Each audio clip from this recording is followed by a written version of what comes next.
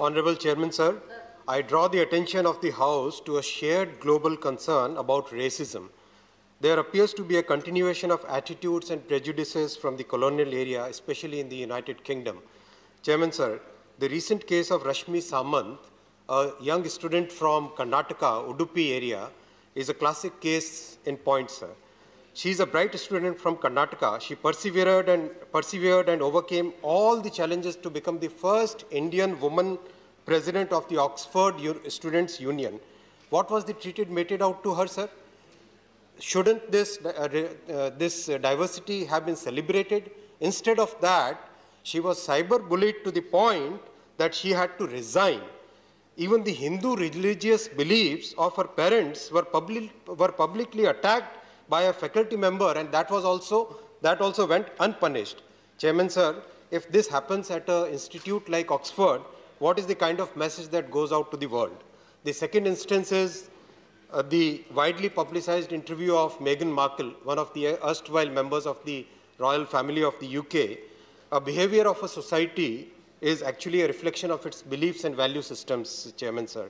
If such practices of racial discrimination are followed at the highest level in a society, what would be the following at the lower level, sir? And these two instances are not isolated instances, Chairman, sir. The treatment of migrants and their segregation in the UK on racial basis is very well known all over the world, sir. There is a recent report, Public Health England, which reported that the death rate among people of Asian origins because of COVID-19 is higher than the death rates in other communities in the UK, sir. Doesn't this raise a major question about the equitable access to health, and indeed the entire basic human rights issue can be raised because of this, sir? Sir, we are a country with a large diaspora in the UK. There is a natural concern for all of us. The era of colonialism is over, but the mindset seems to be still persisting.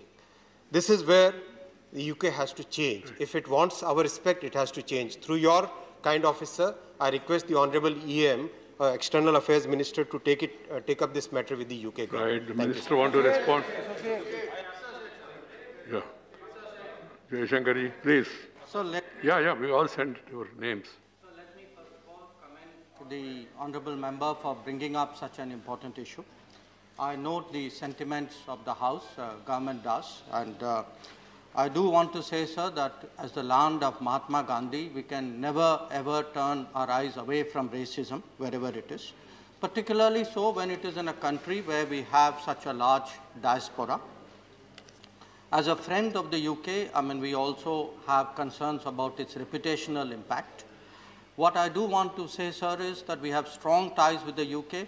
We will take up such matters with great candor when required. We will monitor these developments very, very closely. We will raise it when required, and we will always champion the fight against racism and other forms of intolerance. Thank you, sir.